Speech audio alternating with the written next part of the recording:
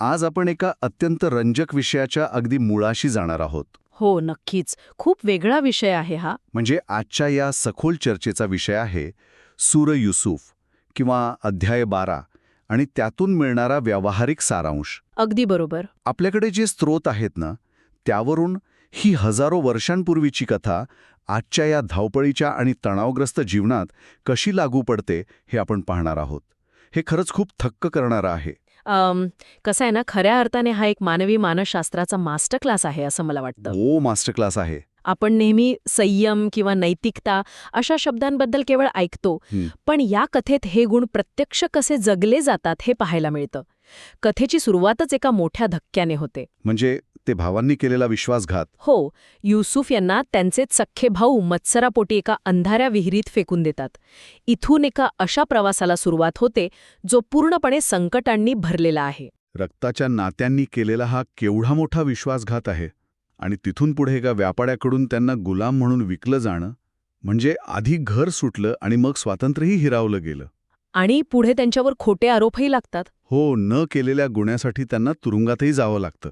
एकामागोमाग येणारे हे धक्के कोणालाही नैराश्याच्या गर्तेत ढकलण्यासाठी पुरेसे आहेत.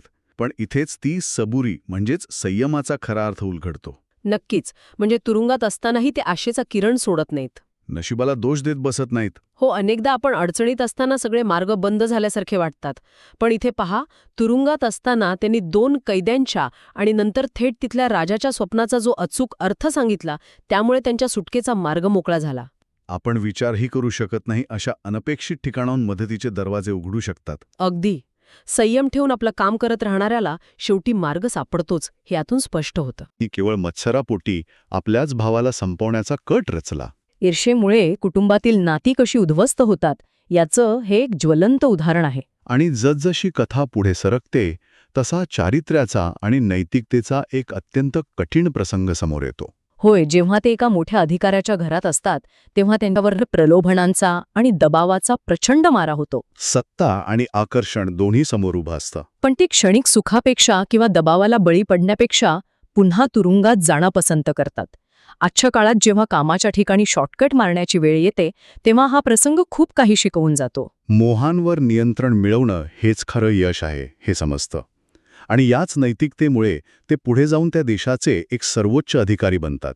दुष्काळाच्या काळात देशाची अर्थव्यवस्था सांभाळण्याची जबाबदारी त्यांच्यावर येते. पण कथेचा टर्निंग पॉइंट तेव्हा येतो जेव्हा तेच भाऊ अन्नासाठी त्यांच्यासमोर याचक म्हणून उभे राहतात.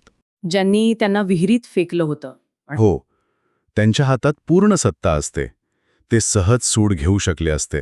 पण ते तसं करत नाहीत. व्यापक दृष्टिकोनातून पाहिल्यास ते आपल्या भावांना माफ करतात आणि म्हणतात, आज तुमच्यावर कोणताही आरोप नाही.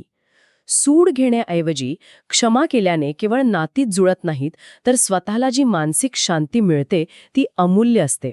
इथे खऱ्या नेतृत्वाचाही अर्थ समजतो.